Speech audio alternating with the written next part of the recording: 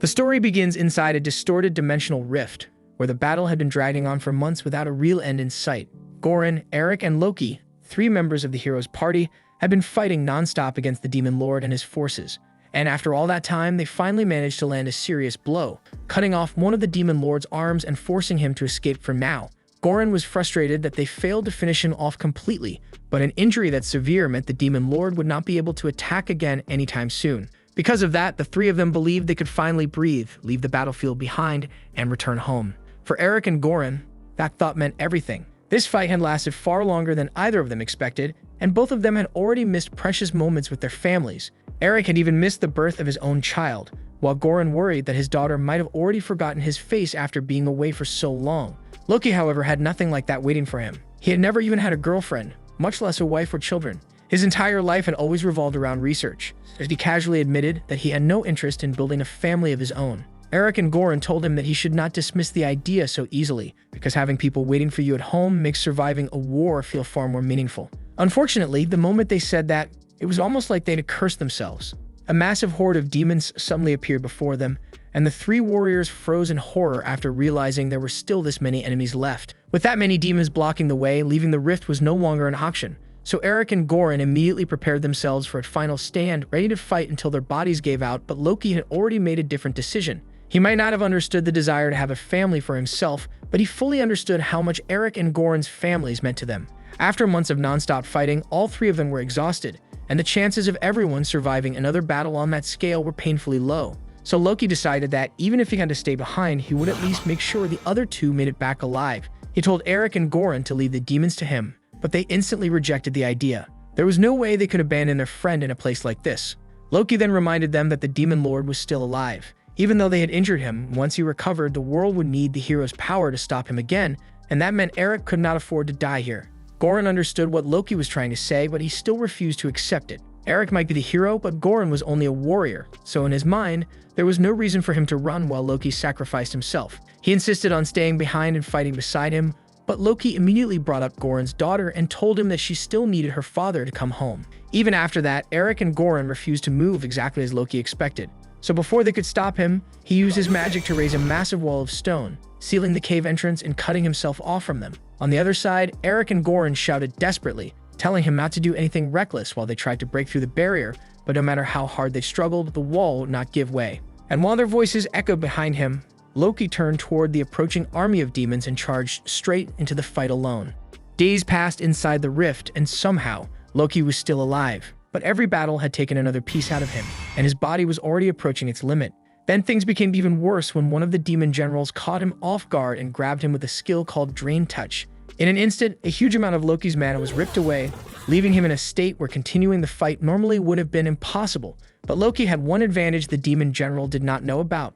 He possessed a learning skill that allowed him to copy any ability used against him. So the moment Drain Touch affected him, Loki learned the skill for himself. He immediately turned it back on the demon general and began absorbing every bit of energy he could take until the demon general's body dried up and crumbled into dust. With Drain Touch now in his possession, Loki finally had a real way to keep himself alive during battle. And considering the endless army still waiting ahead of him, he was definitely going to need it. From that point on, Loki's fight continued for weeks, then months without a single true pause. After spending so long underground, he eventually lost all sense of time. Whenever his mana started running out, he grabbed another demon and drained its energy to recover. And whenever exhaustion pushed him towards sleep, he cast a spell called Marionette on himself, forcing his own body to keep moving even while his mind was unconscious.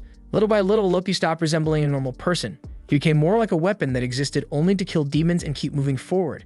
And after 10 years of endless slaughter, that insane battle was finally nearing its end. Loki had wiped out nearly the entire demon army, and now only one enemy remained in front of him, the Demon King himself. The Demon King's fire magic was far beyond ordinary, so Loki knew he needed to get close and use Drain Touch to restore some of his strength, but the Demon King had already predicted that move. The instant Loki touched him, the Demon King used magic to interrupt the skill and cancel its effect. But Drain Touch blocked, Loki lost his only reliable way to recover. If the fight continued like that, then sooner or later he would be worn down completely. The two clashed again and again until the Demon Lord finally shattered Loki's blade. But Loki barely cared, saying that a broken weapon did not matter much to a mage. He immediately cast a Hellflame spell and sent it straight toward the Demon King.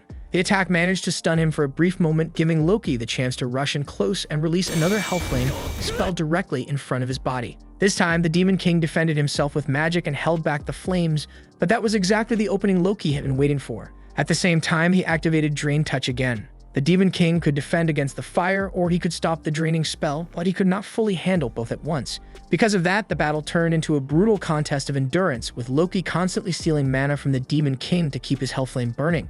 Loki had no intention of letting go, no matter how long it took. He maintained both spells for countless days, refusing to break first, until he finally drained every last drop of mana from the Demon Lord's body. After the battle finally ended, Loki slowly returned to his senses and realized the impossible had actually happened. He had defeated the Demon King. Still barely processing his victory, he picked up the Demon King's sword and celebrated the fact that he had survived after all those years of fighting. Now that the Demon King was gone, Loki could finally return home. The only problem was that he had no idea where he actually was anymore. He figured that if he followed the road long enough, he would eventually reach a town or city. But during the endless battle, he had lost his adventurer's card, his possessions, and anything else that could prove his identity. After walking for some time, Loki eventually arrived at the royal capital. And the moment he saw it, he noticed that the city looked completely different from how he remembered it. But he assumed that was not important and headed toward the entrance. However, he had completely forgotten that he was still carrying the Demon Lord's sword out in the open. So when the guards spotted him approaching with such a dangerous-looking weapon, they immediately panicked and ordered him to stop. Loki calmly obeyed and asked if there was a problem. But once the guards realized he was not acting hostile, they assumed he was just a harmless kid who did not understand how suspicious he looked. So instead of arresting him, they helped him cover the sword properly so he would not terrify everyone inside the capital. And they even gave him some spare clothes they had nearby. Loki sincerely thanked them, especially since he did not have any money to buy clothes for himself. Once he entered the city, the first thing Loki wanted to do was visit Goran and see how his old friend's family was doing. But when he reached the place where Goran used to live, he found a massive mansion standing there instead. Confused, Loki walked up to the gate and asked if he could meet Goran. The butler at the entrance politely asked whether he had an appointment, and when Loki admitted that he did not, the butler told him that meeting Goran today would be impossible. Loki then explained that Goran would probably make an exception if he knew an old friend had come to see him. But the moment the butler heard that, his attitude changed. He assumed Loki was some shameless fraud pretending to be connected to the legendary Saint Loki, so he ordered him to leave. With no way to prove who he really was, Loki had no choice but to walk away. While wandering through the capital, Loki suddenly noticed a gigantic statue standing in the city. He was sure it had not been there the last time he visited, so he stopped a random man passing by and asked who the statue was supposed to represent. At first, the man looked shocked that Loki did not recognize such an important figure, but after taking a closer look at him, he assumed Loki must be a country kid who simply never learned the story. So he explained that the statue honored the great Saint Loki, the legendary man who sacrificed himself and saved the entire world on his own. Loki stood there completely stunned. He had never imagined that while he was trapped inside that endless battle, the entire world had turned him into a legendary figure. But the situation was not exactly good news for him. If everyone believed that Saint Loki had died 10 years ago, then proving who he really was would be almost impossible. After all, no normal person would believe that he had survived alone inside a dimensional rift and fought demons non-stop for an entire decade. Since he had no clear way to explain himself yet, Loki decided to visit the guild first and see if he could fix his adventurer registration. But just as he was about to speak with the receptionist, Goran suddenly appeared. The moment he saw Loki, tears filled his eyes, and without saying much, he grabbed him and dragged him into a private room. Apparently, Goran had heard that someone claiming to know him had shown up at his mansion, so he came personally to check what was going on. And the instant he saw Loki face to face, he recognized him immediately. Goran was overwhelmed with happiness, unable to believe that his old friend had actually returned alive. Loki was happy too, but he could not help noticing how much older Goran looked now. Goran reminded him that 10 years had passed, so of course time had changed him. Then seeing how hungry Loki was, he quickly ordered food for him. Loki could barely contain his excitement when the plate arrived, because for the past 10 years he had not eaten a real meal at all. He had only kept himself alive by absorbing energy from demons, which meant his body had survived, but his stomach had been empty the entire time. The moment Goran heard that, he immediately stopped Loki before he could start eating too much. He explained that if Loki truly had not eaten solid food in 10 years, suddenly filling his stomach could be dangerous.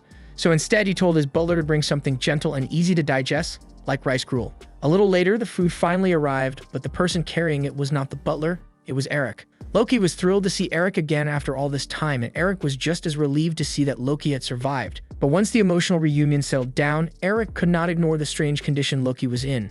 He asked how Loki had ended up looking like that because not only had he failed to age during the past 10 years, but he actually seemed younger than he had looked before the battle began. Loki did not understand what they meant at first, but when he checked his reflection in a mirror, he realized they were right. His appearance had changed and he looked noticeably younger than before. And after thinking about it, he remembered absorbing a huge amount of the Demon Lord's life force during their final fight, and he guessed that must have been what reversed his age. But when Eric and Goran heard that Loki had actually defeated the Demon King, both of them froze in shock. They'd explained that the kingdom had spent the past decade strengthening its army and preparing for the Demon King's inevitable return. If Loki had truly killed him, then that meant the greatest threat to the world was already gone. Eric then said that, as king, he owed Loki a proper reward for what he had done. Loki was stunned when he heard Eric call himself the king. Then he remembered that Eric had once mentioned being part of the royal family. So after Eric returned from the rift, the previous king believed that his role in forcing the Demon Lord back made him worthy of the throne, so Eric was eventually crowned as the new king. Goran had also built an impressive life during those 10 years. He was now the guild master of the Adventurers Guild, which made Loki feel like both of his old companions had achieved a lot while he was gone. But Eric and Goran quickly pointed out that Loki was in no position to call himself ordinary either. In the eyes of the kingdom, he had become the great sage and the hero who saved the world. On top of that, Eric had recommended him for the title of Archduke, and the title had actually been granted. Loki was surprised that Eric managed to get the nobles to agree to something like that, especially since he remembered how much they looked down on him for being a commoner. But Eric explained that at the time, everyone believed Loki was dead, so the title had been treated more like a symbolic honor than a political problem. Hearing that made Loki wonder whether his sudden return would cause trouble among the nobles. And once Eric and Goran thought about it properly, they realized that it probably would, but Loki told them not to stress over it. He had no interest in standing in front of the public as some legendary savior, so he was perfectly fine with the kingdom continuing to treat Saint Loki as dead. Besides, he had no family or close relatives who had spent the past decade waiting for him to return. Eric then asked what Loki planned to do with his life now, so Loki answered that he wanted to begin again as an adventurer, almost like he was starting from zero. And to make that possible, Goran used his authority as guild master to prepare a special guild card for him. The card would hide Loki's true S-rank supreme mage class and only show him as an F-rank warrior. Then with his identity covered, Loki headed to the guild and tried to accept his first quest. However, when the receptionist Aron learned that he wanted to handle a goblin extermination alone, she immediately refused. She had watched too many new adventurers die because they thought confidence was the same thing as experience, and she was not about to let another rookie walk straight into danger by himself. Since Loki could not simply reveal that he was actually an S-rank mage, he had no choice but to accept her decision. And as a result, he was placed into a small party with two beginner adventurers named Ario and Ginny. Ario was a mage while Ginny worked as a bow scout. Loki had originally planned to complete the job alone, but after meeting them, he decided that this could be a good chance to guide the two rookies and help them gain some real experience. As the three made their way toward the quest location, Loki started learning more about his new teammates. Ginny quickly proved that she had solid scouting instincts, and thanks to her tracking, they were able to locate the goblin nest without much trouble. Once they entered the cave, the group began clearing out the goblins inside. But it did not take long for them to realize that the nest was larger than Ginny had expected, and there were far more goblins hiding inside than they had prepared for. Then from somewhere deeper in the cave, a terrifying hobgoblin scream echoed through the tunnels. Loki immediately sensed that the situation was not as simple as in normal goblin extermination. Something stronger was lurking further inside, but before he could fully identify what it was, he heard the sound of a young swordswoman charging straight toward the hobgoblin. And judging by the situation, it seems she has also come here to wipe out the goblin nest. This was the end of episode 1. Subscribe to not miss the next episode.